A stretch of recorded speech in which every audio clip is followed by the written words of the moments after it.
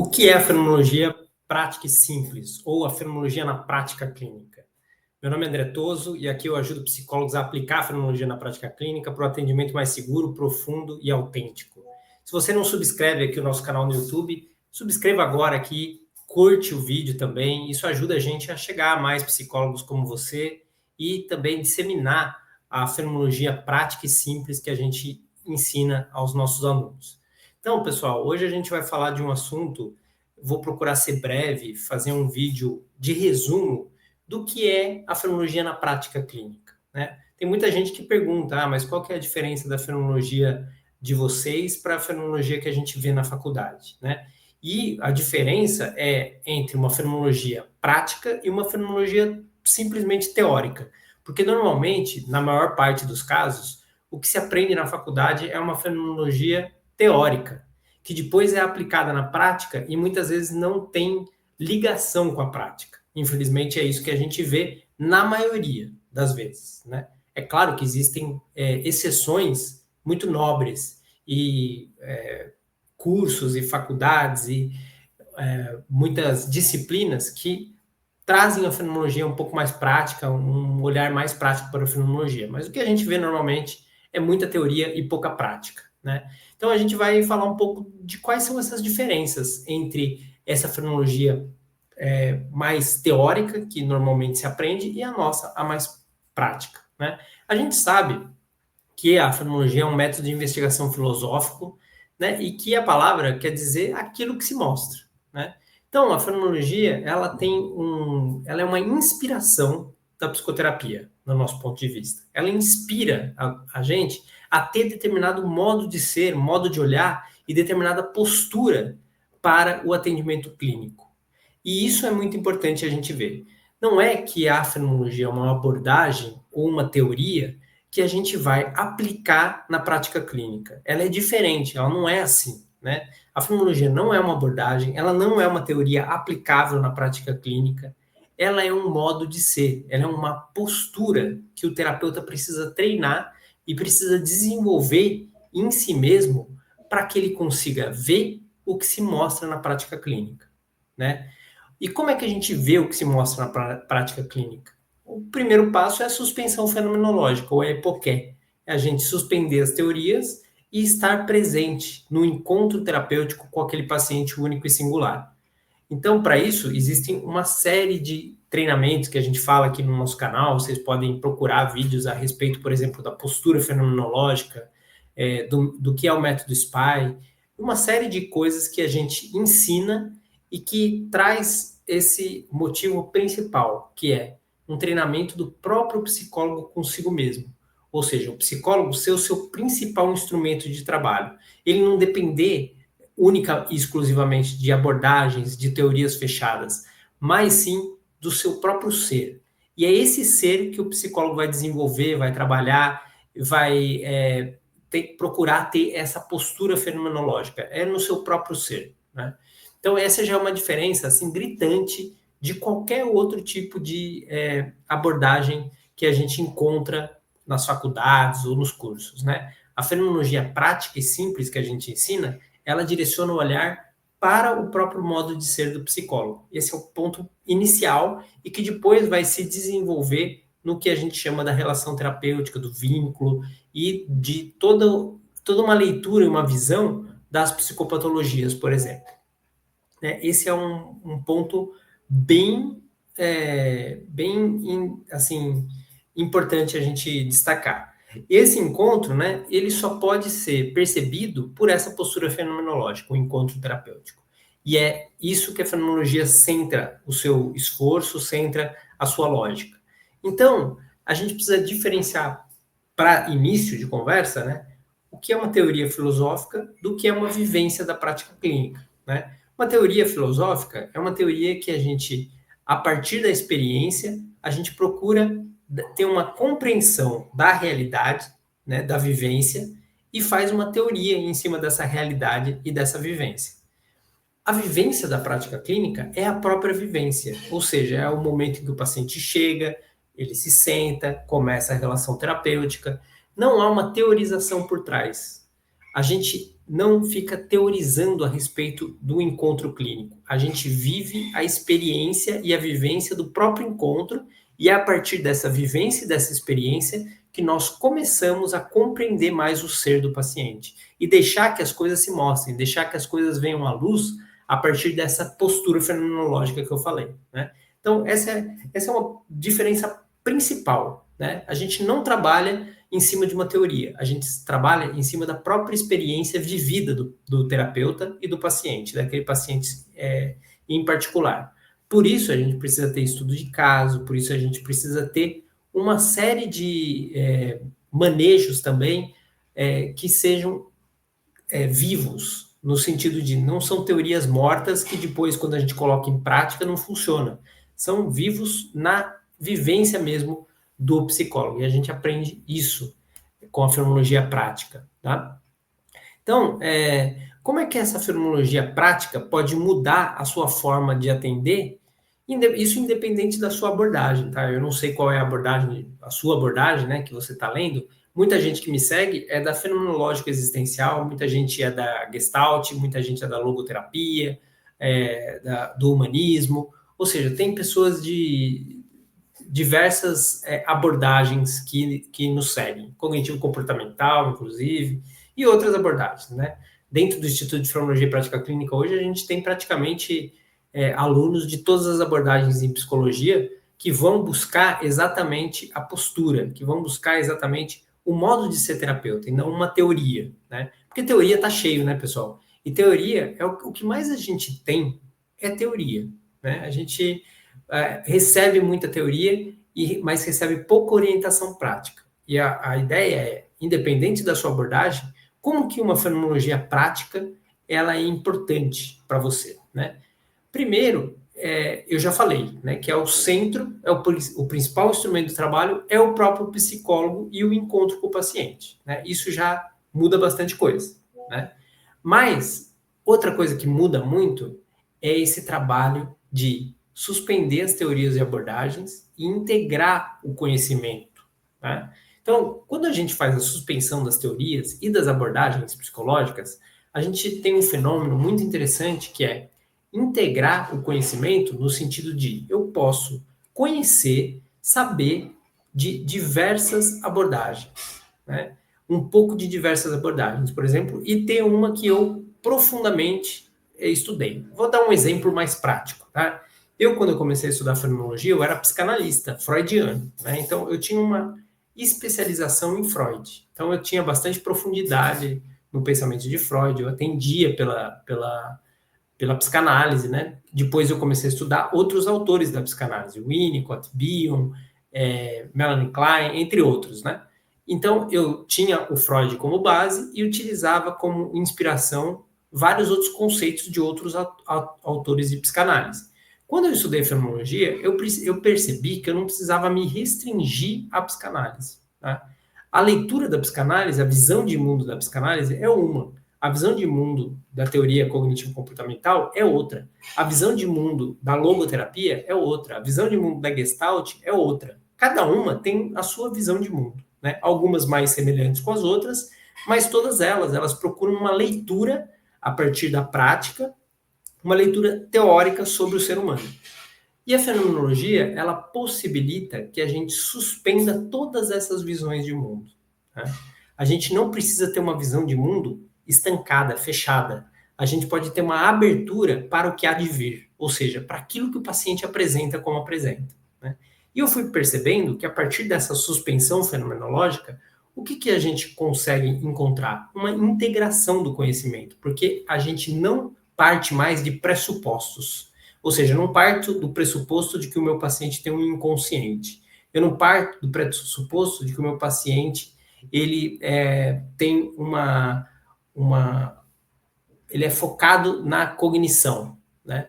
Eu parto do pressuposto de que eu estou num encontro clínico e que as coisas vão se revelar, vão se mostrar como se mostram, a partir desse olhar fenomenológico, né? E aqui muda tudo, né? Tudo muda a partir desse olhar, porque é um olhar que não rotula, é um olhar que não fecha diagnóstico, não fecha coisas que são teóricas e não práticas, né?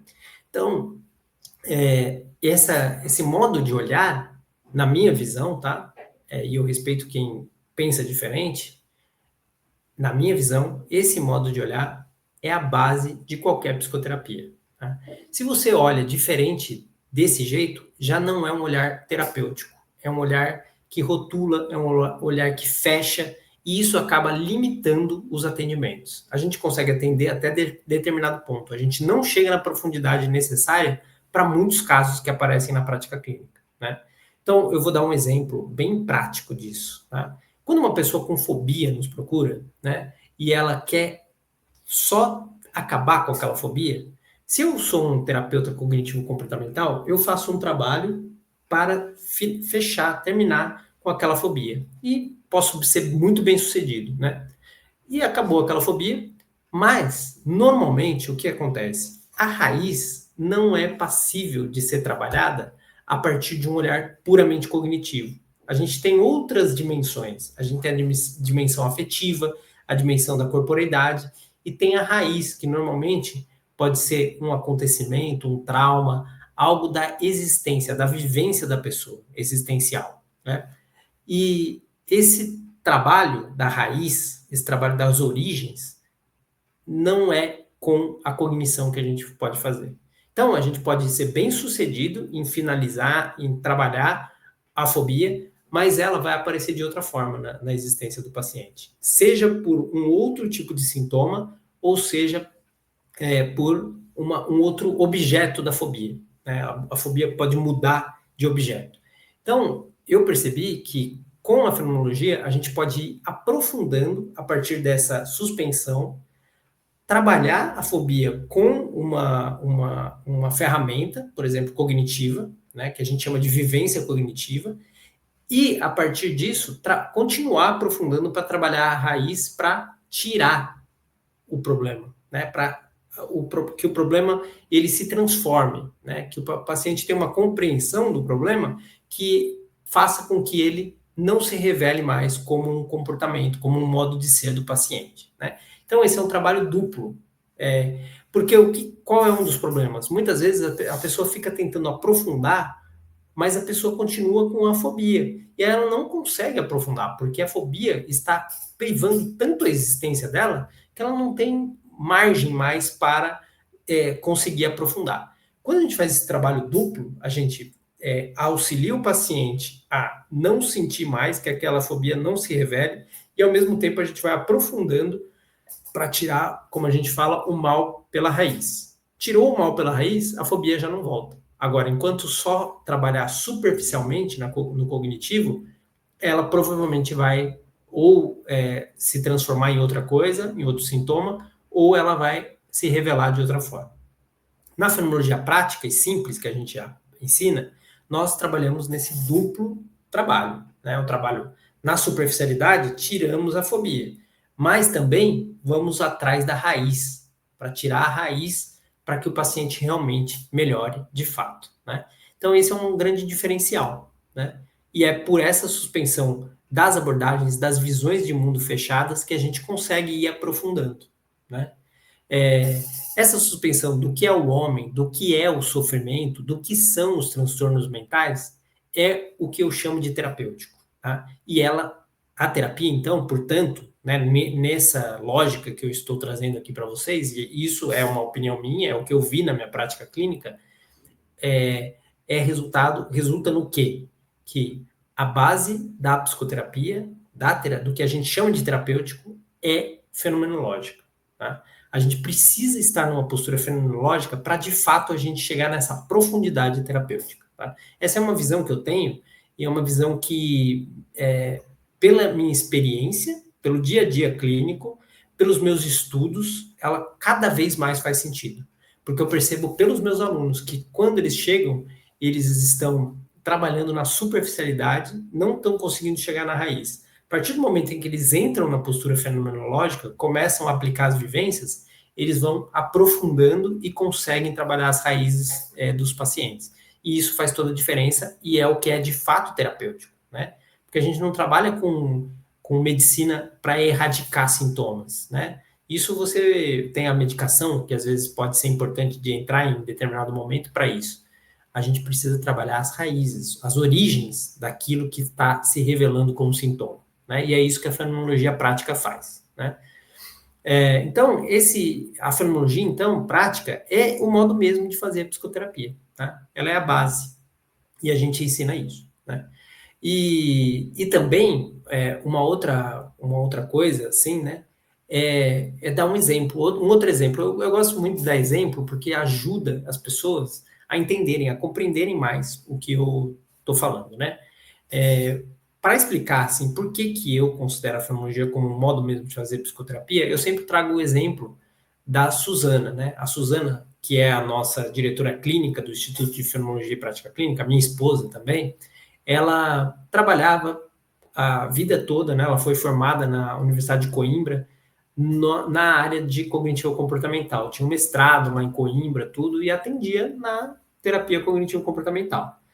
E ela fazia muito sucesso, né? O sucesso clínico dela era notável, assim, né? Eu via, assim, o quanto a clínica dela tinha demanda, né? Uma demanda, assim, acima da média, vamos dizer assim, né?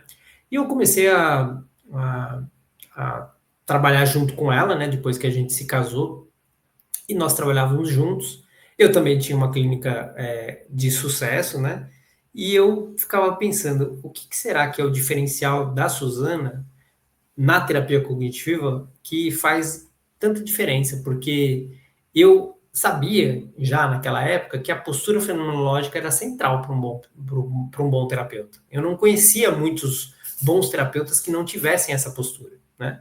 E aí eu comecei a atender alguns casos em conjunto com a Suzana e comecei a ver ela atender, né? Vi alguns atendimentos dela presencialmente.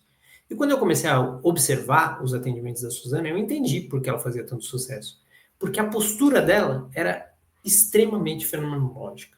Era uma postura, assim, fenomenológica de raiz mesmo, né? E eu trouxe essa compreensão para ela e ela começou a estudar um pouco comigo e ver, né, o que era a fenomenologia, e ela falou, é isso que eu sempre fiz, mas eu nunca aprendi na faculdade, porque em Portugal não foi assim, foi citado bem rapidamente, né, na Universidade de Coimbra. E ela foi despertando para isso, e hoje ela é a diretora do nosso Instituto de Fenomenologia e Prática Clínica, e ela, com certeza, é uma terapeuta que tem base fenomenológica, mas ela tem a terapia cognitivo-comportamental também, ela não deixou de ter a terapia cognitiva, né? Mas a base dela é a fenomenologia, agora, porque ela percebeu, ela entendeu que o modo dela atender já é fenomenológico por si, mas que ela precisava também desenvolver ainda mais essa postura. E cada vez mais a gente vai desenvolvendo. Essa postura não tem fim, a gente nunca termina, né, vamos dizer assim, de treinar essa postura, né? Isso faz com que caia por terra a ilusão de que a fenomenologia é muito difícil, né? Essa é uma ilusão que as pessoas têm, né? Achar que por conta da teoria a fenomenologia na prática seja tão difícil, porque ela pode ser natural, desde que a pessoa trabalhe esses conceitos que a gente trabalha, né? E os conceitos são três principais, são três pilares principais da fenomenologia prática e simples, que eu vou até mostrar aqui para vocês, né? É o que a gente chama de método fenomenologia na prática clínica. É um método que tem o conhecimento prático, né? Então, o conhecimento prático são as bases essenciais da prática clínica, ou seja, a gente vai ensinar coisas essenciais que servem para qualquer abordagem da prática clínica. Estudos de caso reais, que são estudos de caso que servem para qualquer abordagem. Né? Estudo de caso é estudo de caso. A gente estuda o caso do paciente, descreve fenomenologicamente o estudo de caso e procura fugir de um olhar fechado em determinada abordagem, em determinada visão de mundo. A gente estuda o caso a partir da experiência e dos modos de ser do próprio paciente, né? E do modo como ele traz isso para a gente. Né? Isso faz toda a diferença. E o manejo clínico, que é o modo como eu, como psicólogo, posso atuar na prática mesmo, né? Então, a partir desse conhecimento prático, eu vou para a postura, né? E na postura, eu posso começar a desenvolver a postura fenomenológica, né? Através do que a gente chama de método SPY. que é o investigador de si, o silenciar-se, a paciência, a atenção e a intuição. E a gente vai treinando esses 5 elementos do método SPY para cada vez mais a gente estar nessa postura fenomenológica, né? E por fim, para a gente conseguir fazer o que a gente chama de vivências, que são as vivências cognitivas, afetivas e somáticas, que fazem toda a diferença porque elas trabalham, além de trabalhar o sintoma, né, e melhorar os sintomas, ela também trabalha as raízes. Então, é nas vivências que a gente articula o trabalho dos sintomas com o trabalho das raízes. E nenhuma abordagem faz isso, tá? Nenhuma. Que eu conheça, pelo menos, não tem nenhuma que faça as duas coisas ao mesmo tempo, de forma tão eficaz, tão eficiente como as vivências, né? As abordagens, elas trazem a melhora do sintoma e trabalham a raiz, mas é muito mais demorado, exige muito mais tempo do que através das vivências fenomenológicas. As vivências, elas podem acelerar muito esse processo para o paciente, o que é um diferencial, realmente, né? E tudo isso com supervisão e acompanhamento, né? O que é mais importante, ter a supervisão de psicólogos mais experientes que possam te dar um olhar diferente do que você está olhando e um acompanhamento de como você está progredindo em todos esses pilares, né? Então, esse é um método criado, né, exatamente com esse objetivo de trazer a fenomenologia como centro da prática clínica e que ela seja simples, porque ela é a própria vivência, a própria experiência de cada um, né? Ela não exige que você tenha alguma coisa antes. Você precisa começar a atender, começar a colocar em prática aquilo que você sabe, por enquanto, e ir desenvolvendo mais coisas conforme você vai atendendo. Então, é muito prática, né? Então, existem alguns erros que a maioria dos psicólogos cometem, né, que é importante falar, né? Que é achar que nos livros, nas teorias filosóficas, você vai encontrar as respostas para a prática. Não, é o contrário. Você vai encontrar na prática as respostas para compreender melhor as teorias e para fazer um filtro daquilo que presta e daquilo que não presta.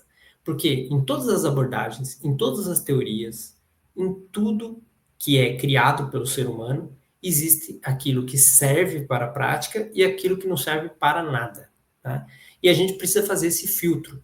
E a gente só consegue fazer esse filtro a partir da prática clínica, com o olhar da prática, para depois a gente olhar a teoria. Se a gente e quer encaixar a teoria na prática, não funciona, e a gente vai estar levando coisas que não servem para nada para a nossa prática. Isso vai ficar pesado. E a gente vai ficar com uma clínica pesada. Por isso a gente tem que inverter o olhar. É uma coisa simples. É tão simples, mas é tão transformador. Quando a gente percebe isso, que eu tenho que sair dessa coisa de tentar encaixar a teoria na prática para, a partir da prática, me inspirar nas teorias. É algo transformador. Então, presta atenção nisso que eu estou falando, que é muito importante você entender, né? E outro erro é achar que suspender, a suspensão fenomenológica, é só estar com o paciente, acolher tudo que ele traz. E não é isso. A suspensão fenomenológica é o suspender aquilo que eu conheço e estar na presença, recebendo aquilo que vem do paciente, mas também tendo um ressoar afetivo com o paciente, trazendo perguntas abertas, questões de aprofundamento, para que o paciente possa entrar nessa viagem de aprofundamento de si mesmo, né? E isso exige do terapeuta várias coisas, né? A postura, todos aqueles elementos da postura, todos os elementos de autoconhecimento de si mesmo, ou seja, ser investigador de si, entre outras coisas, né? Então, quando a gente segue um método, e o método é um caminho, né? A palavra método vem dessa palavra caminho, né? Ela quer dizer caminho.